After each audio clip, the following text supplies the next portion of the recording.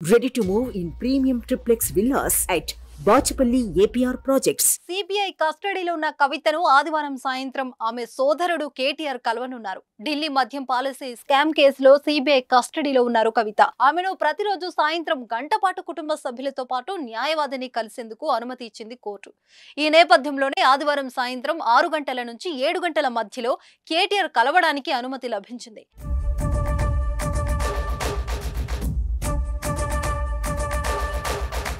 కుటుంబ సభ్యుల్లో భర్త అనిల్, సోదరుడు కేటీఆర్ తో పాటు పిఏ శరత్, న్యాయవాది మోహిత్ కు మాత్రమే కలిసేందుకు అనుమతి ఇచ్చింది కోర్టు.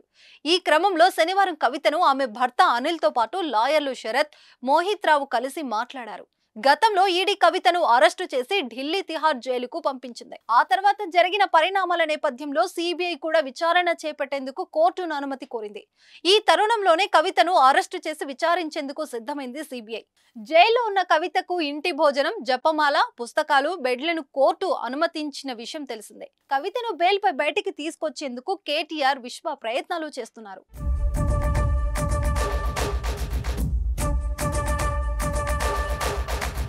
సుమన్ టీవీలో మీ పర్సనల్ అండ్ బిజినెస్ ప్రమోషన్స్ కోసం కింది నెంబర్కి కాంటాక్ట్ చేయండి.